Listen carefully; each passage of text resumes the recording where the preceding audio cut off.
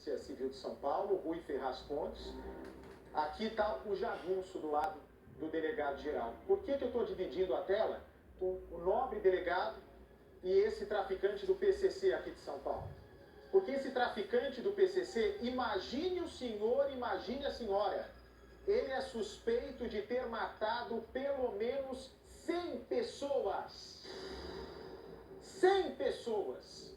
E nesta lista mortal estava o excelentíssimo senhor delegado-geral da Polícia de São Paulo, Rui Ferraz Pontes. Vem para mim, por favor. Olha o tamanho da impunidade.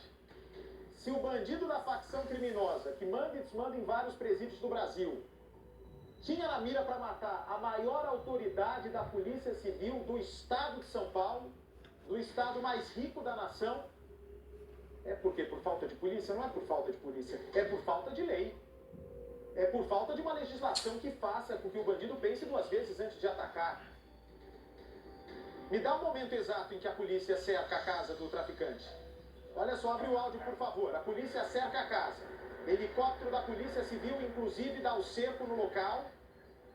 Esse é o exato instante em que a polícia está prestes a pôr as mãos num dos traficantes mais perigosos do Brasil. Num dos traficantes mais perigosos do país. Que manda e desmanda nos presídios. Abre o áudio. Tira a trilha para mim. Abre o áudio, por favor. Tiros disparados. Nós estamos dentro do QG do traficante.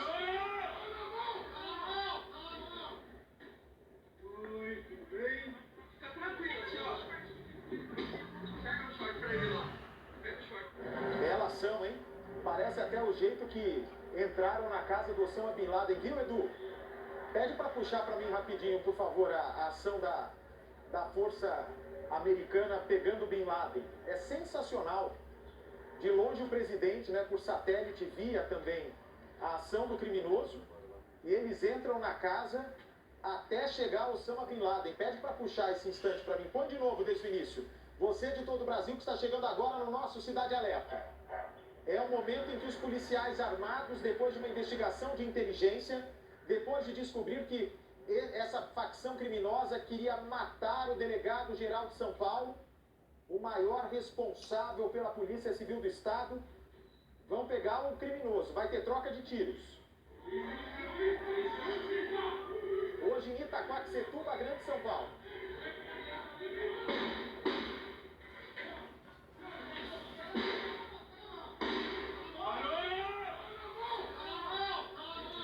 Aproximadamente 5 anos, conseguiu fugir da cadeia e veio para a zona leste aqui da capital. Hoje ele foi preso na cidade de Itaquaquecetuba, na região também da zona leste, próximo desse local. E ele seria, Bate, o responsável por metade dos tribunais do crime que acontecem nessa zona leste aqui da capital paulista. Ele seria uma espécie de juiz, segundo os investigadores. Ouvia as duas partes e dava a sentença. Inclusive, executava as vítimas. São muitos os relatos investigados pela polícia, que acredita que o número de vítimas pode chegar até uma centena, Bate. Isso mesmo, 100 vítimas. Algo que ele nega, mas perguntado 50, 60, ele fica calado. Quando dizem o número 100, ele somente diz: 100 é muito, doutor. Ou seja, ele tenta negar, mas a polícia sabe que são muitas vítimas que foram mortas nas mãos de jagunço, Bate. E como isso tudo começou? Com a interceptação de uma carta que partiu de dentro de uma penitenciária, ordenando atentados a algumas autoridades, inclusive ao delegado-geral de polícia do estado de São Paulo. E jagunço seria o responsável específico por esse atentado. A polícia então conseguiu descobrir a localização dele. Ele, que já havia fugido 2 vezes anteriores da polícia, escapou por pouco da prisão. Inclusive, em uma delas, em dezembro do ano passado, deixou a própria esposa grávida dentro do carro e fugiu a pé, correndo em meio ao trânsito. Agora, os policiais fizeram questão de fazer uma operação com muita inteligência, sabiam onde ele estava escondido, inclusive disseram que ele pegou uma rua sem saída para dificultar exatamente campanas e essa aproximação da polícia, a observação da movimentação policial, mas eles, nas primeiras horas da manhã, a polícia cercou a residência, inclusive utilizando escadas, A parte da frente e também a parte dos fundos da casa foi toda cercada e vigiada.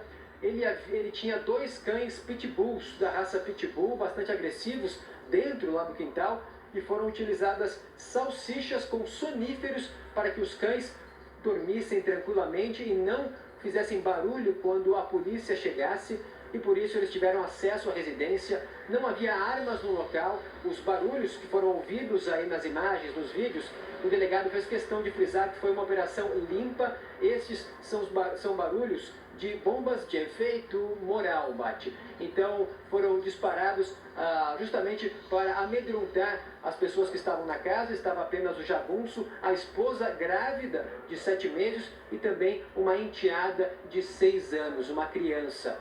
Agora, no momento em que a polícia chegou até ele, dentro do quarto, estava dormindo. Qual foi a reação de jagunço? Um matador frio, brutal, segundo as investigações, que botava medo na comunidade. Ele pegou a esposa grávida e usou como escudo. Colocou em sua frente o Bate. Os policiais quase não acreditaram nessa cena. Nenhum tiro precisou ser disparado. E ele se entregou e ainda levou os policiais até um local na zona leste de São Paulo, onde os corpos dessas vítimas, centenas delas, teriam sido enterrados, segundo o próprio jagunço. Por isso a polícia Bate já monta agora uma nova operação que vai envolver muita gente, bombeiros, cães farejadores, nessa região, para tentar descobrir esses corpos.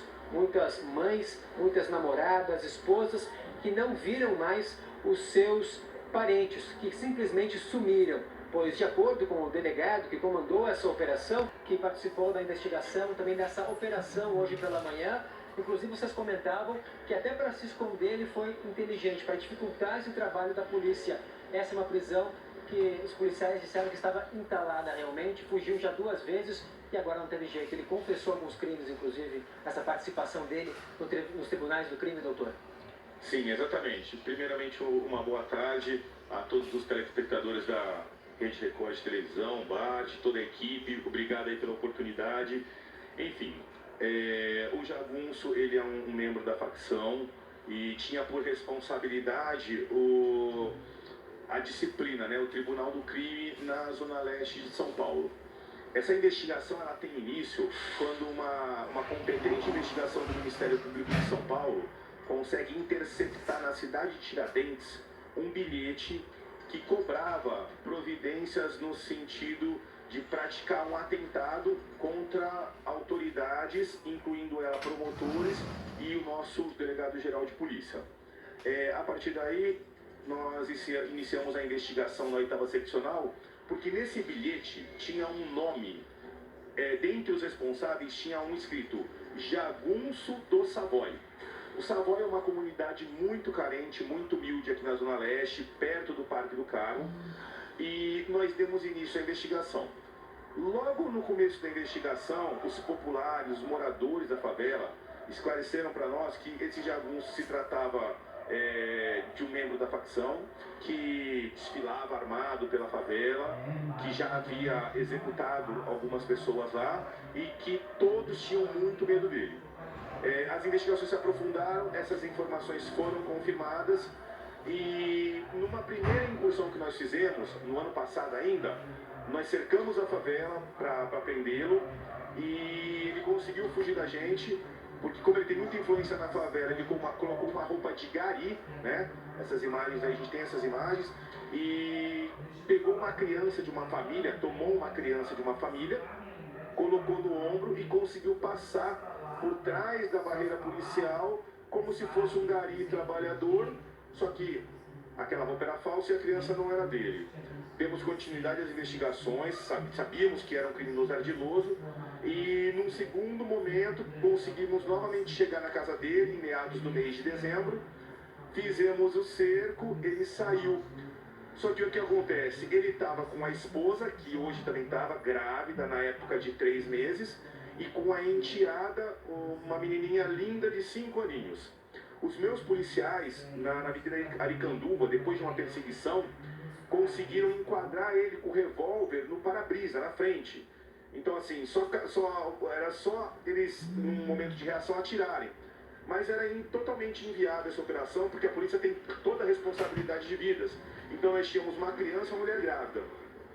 Ele se aproveitou disso, acelerou o carro contra os 2 policiais, um deles estava na frente do carro e se jogou, foi atropelado de raspão.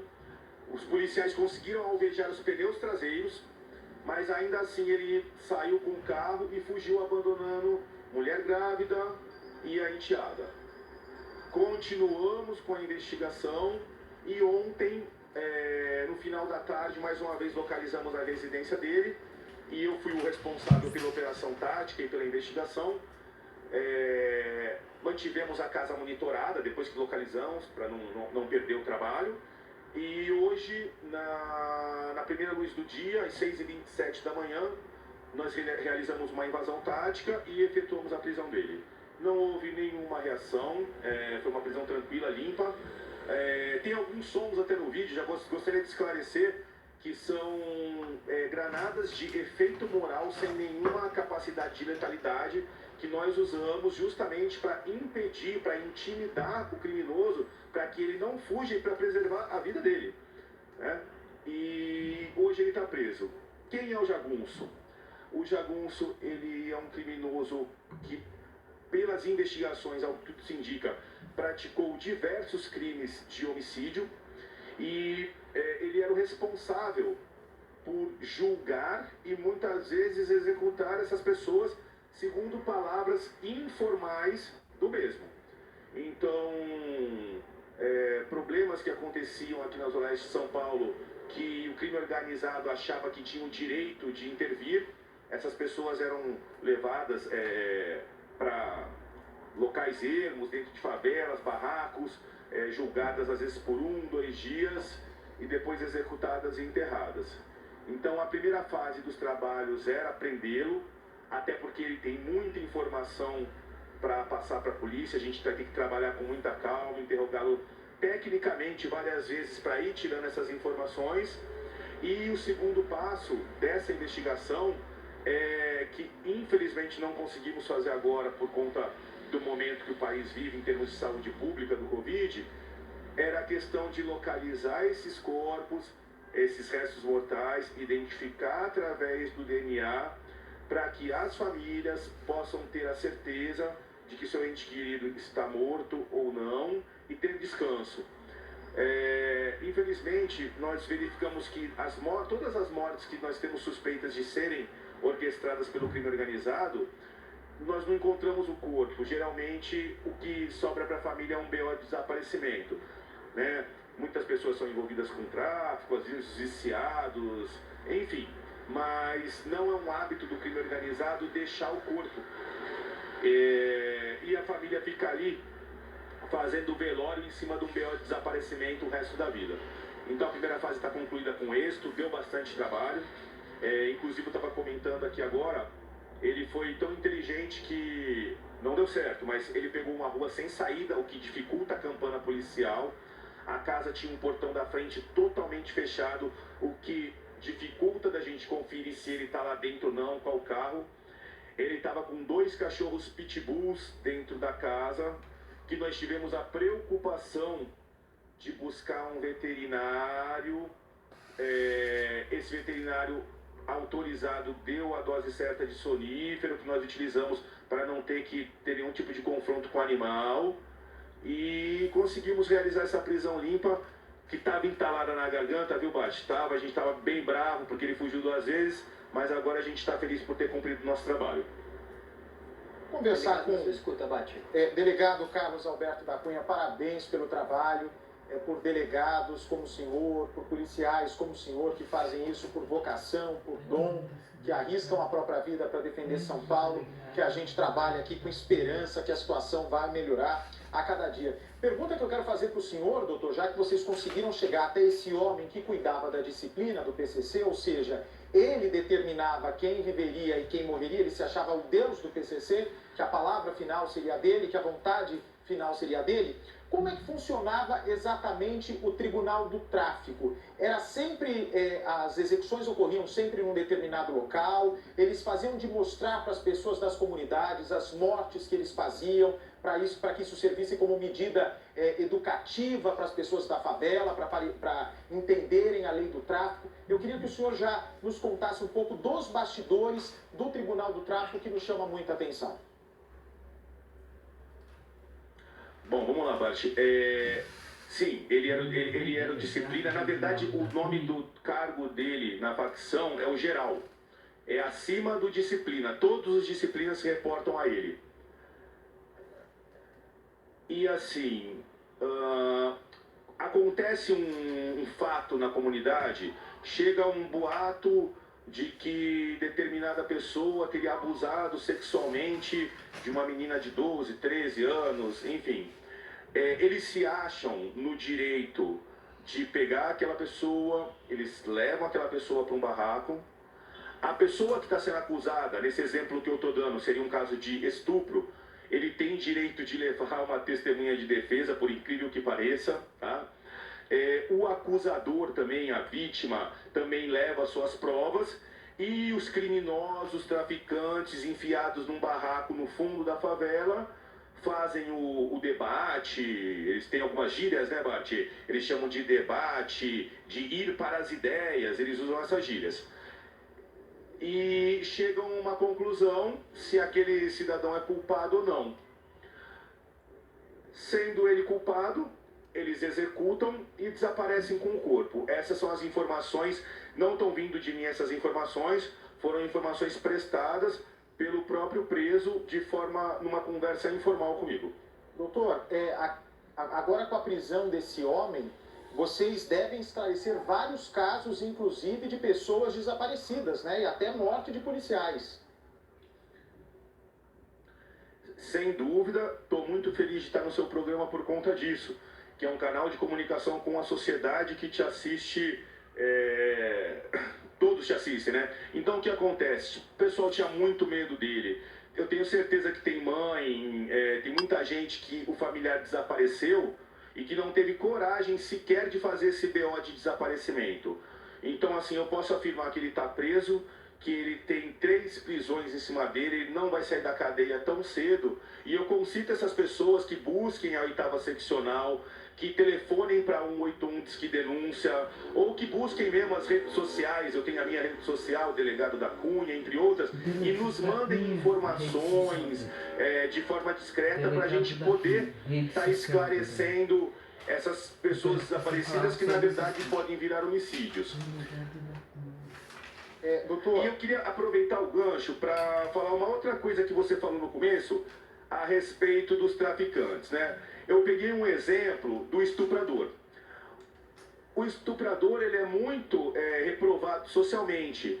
Então, às vezes, a comunidade carente, ela tem a impressão de que se os traficantes, o crime organizado, matam um estuprador, eles são bonzinhos, eles são bacanas, estão fazendo uma justiça rápida, mas isso é uma grande ilusão, porque, na verdade, eles estão mostrando a força deles para poder explorar o tráfico de drogas dentro da favela, para poder invadir barracos de cidadão de bem, tomar e vender novamente, e para poder praticar todo tipo de crime e fazer refém a comunidade de trabalhadores que está ali de joelho perante da violência que o crime organizado faz. Então, assim, o estuprador, às vezes até pareceria que eles estão fazendo uma justiça. A justiça é feita pelo Estado, né? Todo mundo sabe disso. E ainda assim, eles não fazem isso porque eles são bonzinhos. Eles fazem isso para mostrar força, intimidar e dominar a comunidade. Numa comunidade de 10 mil habitantes, de 10 mil pessoas, uma favela com 10 mil pessoas, se você fizer uma pesquisa, for pesquisar, você vai ter 9.970 trabalhadores em 10 mil pessoas.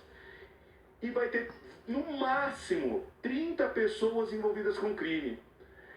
Essas 30 usam desses subterfúgios, querendo se passar por boas pessoas, para dominar e tirar a paz e a tranquilidade da vida dessas pessoas da comunidade. Então a falsa sensação de justiça que o crime organizado passa, ela nunca deve ser aceita. E assim, o estuprador até vai, mas é todo mundo. É aquele que falou que não respeitou o membro do crime organizado, o viciado que está devendo droga morre, ele é viciado, ele é um doente, morre. Enfim, tudo aquilo que interessa para eles pode gerar um julgamento e um homicídio, e às vezes tem gente que cai nessa e se engana achando que estão fazendo justiça. Não estão, não. Eles estão intimidando o povo para tirar proveito financeiro em cima do tráfico de drogas. Delegado, eu vou aproveitar a tua presença aqui, que é rara no programa, porque o senhor trabalha demais, faz um trabalho excelente, Dr. Carlos Alberto da Cunha, aqui na nossa Polícia Civil, para lhe fazer uma outra pergunta, né, para esclarecer a nossa curiosidade. Eu vou mostrar daqui a pouco aqui no programa o caso de uma menina que se chama Karine. Mostra a foto da Karine. A Karine é uma moça, o senhor está sem retorno de vídeo, mas vou descrever. É uma moça loira, muito bonita. É uma moça loira, muito bonita, traficante. Ela arma uma emboscada na porta de um motel, oferecendo sexo fácil para um rapaz, para atrair um menino até o local, e esse menino mal podia imaginar que era uma emboscada, delegado, para matá-lo, e porque eles queriam um ponto de venda de drogas onde esse rapaz trabalhava. Minha pergunta é, assim como esse caso que eu vou mostrar daqui a pouco, o PCC também tem várias formas de atrair suas vítimas, ou é sempre dessa maneira que a gente vê nas comunidades de São Paulo? Eles chegam, já invadem casa, levam a pessoa à força, ou eles têm outro tipo de artifício também para chegar até as suas vítimas? O mesmo, Bart, que você acabou de colocar. Eles gostam de marcar apontamentos, reuniões para debate, né? Eu estou usando as palavras, as gírias para o povo entender. E aí, uma pessoa que nem essa vítima, esse menino vai para um debate achando que vai discutir alguma coisa, é executado e o ponto de venda de droga dele tomado automaticamente pelo crime organizado. E eu vou pedir para pegar um ganchinho também no que você falou. Você falou de uma traficante mulher. Eu fiz vários flagrantes, a gente combate bastante o tráfico na Zona Leste, e eu venho alertando a respeito do envolvimento das mulheres no tráfico.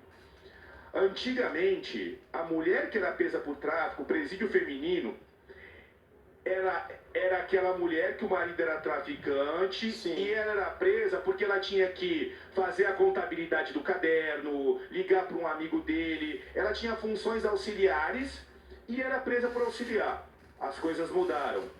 Esse ano eu já aprendi aqui na Zona Leste mais de 6 meninas traficando efetivamente, comandando, comprando e vendendo a droga na liderança. E você está me contando agora mais um caso de mulher no tráfico, inclusive com uma emboscada para homicídio. Mas o delegado, e essas mulheres... Vale a gente ficar atento aí. O senhor está me dando um relato aqui que eu não tinha conhecimento desse aumento, né, efetivo de mulheres no tráfico de drogas. E essas mulheres que têm tomado os postos ainda mais altos no tráfico, antes elas faziam serviço de secretária do marido preso. E agora estão tomando cada vez mais pontos hierárquicos, né? Elas também, comando. Elas estão ficando mais maldosas ainda, elas estão sujando a mão de sangue, porque até então elas davam ordens. Agora elas sujam as mãos também, como é o caso dessa Karine, que eu vou mostrar já já. É isso mesmo, é isso mesmo. E assim, algumas das prisões que eu vi, das prisões que eu fiz, uma ou duas eram meninas bem inocentes envolvidas no engodo do tráfico. As outras sabiam exatamente o que estavam fazendo, a margem de lucro, e tinham uma postura ríspida, muita gíria. É um traficante agressivo. Quando o senhor pega um traficante como esse, que é procurado no Brasil todo, né?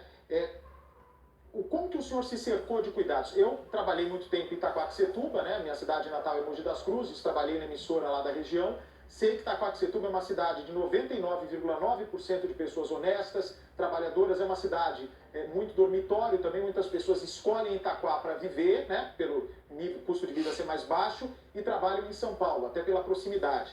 mas é uma cidade de criminosos implacáveis, porque é um entreposto importante para os traficantes, né? Para levar droga de São Paulo para o Rio de Janeiro e vice-versa, entrada para o aeroporto de Guarulhos, é uma localização estratégica. Estando o senhor e toda a sua equipe nessa área dominada pelo PCC, o senhor sabe que pode vazar informação da operação, o senhor sabe que durante, né, a transferência do preso da casa dele, onde ele estava, até a delegacia, pode ter uma tentativa de resgate. Quanto mobilizou de polícia, né, helicóptero, o senhor cercou ruas também que dão acesso a esse bairro? Quais cuidados o senhor teve que se cercar? Vamos lá, Lati. Primeiro você me desculpa, eu só queria fazer uma colocação. Você falou que aqui está dominado pelo PCC. Não está. Está dominado pela Polícia Civil do Estado de São Paulo. Eles tentam e a gente não para de prender eles. Com todo respeito, Lati. Não, quando eu digo, aqui eles não se delegado, quando eu digo que está dominado, nos pontos de venda de drogas são dominados pelo PCC, nessa região de Itaquaquecetuba. É isso que eu quis dizer. Não, perfeito. Mas assim, a gente vai bater neles. Mas assim, a questão principal, eu podia ter optado por um efetivo gigantesco, 50, 60 policiais, cercar o perímetro 1, perímetro 2, mas assim, eu tenho uma equipe muito forte, meus policiais são altamente treinados, têm armamentos próprios, fuzis, equipamentos táticos, todos têm muitos cursos. Então assim, você numa grande incursão, como a gente falando do Bin Laden, né, numa incursão de forças especiais, você pode optar por um grande efetivo ou por um time tático altamente treinado que faça uma incursão silenciosa e técnica. Não, e o senhor... Essa foi a nossa opção. É verdade. Então, eu fui com 20 policiais, eu fui com um número baixo. Nós tínhamos 6 policiais na frente, 6 policiais no fundo, 12, e 2 numa laje lateral, 14. O restante era apoio, mas todos eles são da minha equipe e nós treinamos juntos constantemente, atiramos. É uma delegacia que trabalha junto há tempo e tem muita integridade tática. O senhor agora pegou num ponto que eu não tinha reparado, né? Eu não sei, o Edu conseguiu a imagem que eu pedi da operação do Bin Laden? Porque olha só, no Bin Laden, né, eu que estudei bastante essa operação, eles foram com 2 helicópteros, né? 2 helicópteros, tenho a impressão que 6 a 10 policiais, né, estáticos em cada helicóptero, um helicóptero inclusive chegou a cair. Porque o grande perigo dessa história é vazamento de informações. A gente trabalha do princípio, né, que todos os policiais são honestos, realmente a grande, imensa maioria é honesta, mas você não pode pôr a mão no fogo por ninguém. A informação ainda pode vazar, não pelo policial ou de alguma outra forma. Então, quer dizer, para fazer uma operação, para pegar um gigante do tráfico como esse, é preciso que a informação só estava no grupo de vocês e do delegado geral, é isso? Exato. Muito Exato. bem A observado. delegacia, o meu chefe, o doutor Hélio Bressan, é o delegado geral. Bem, uma informação compartimentada e, assim, só mais um detalhe da parte tática. A invasão foi programada para as 6 horas e 27 minutos exatos, horário de Brasília. E nós temos uma sincronia com o nosso helicóptero, com o Pelicano do SAT, o piloto Dr. Felipe. Obrigado, Dr. Felipe, pelo apoio de sempre, todo mundo do SAT. E então nós estávamos posicionados e quando começássemos a ouvir o barulho do rotor da aeronave, eu ia dar o comando para a invasão. Entretanto, a minha equipe tática que estava no fundo, no possível local de fuga, eu dei liberdade para eles, caso tivesse caminho, que eles entrassem na casa pelos fundos. Então, o que eles fizeram? Eles conseguiram chegar no fundo da casa, pular o muro sem os cachorros perceberem, porque já estavam nanando. Eles conseguiram vir até a porta da frente. Eles abriram a porta da frente, não quebramos porta. Abrimos a outra porta e nós demos bom dia para o jagunço. Ele dormia ainda. Perfeito. E o mais engraçado é que quando ele viu o fuzil, ele colocou a mulher na frente. É um sem vergonha. Olha, doutor, eu vou precisar interromper 5 minutos aqui. Se o senhor puder esperar e conversar comigo daqui a pouco, se o senhor precisar resolver alguma coisa também, depois voltar, vai ser um prazer, até para eu te apresentar quem é a Karine, que também foi presa pela polícia, é uma sem vergonha essa menina. Eu volto já com o senhor, vou falar também, né, os homens recebessem um convite dessa mulher para ir ao motel, oferecendo sexo fácil,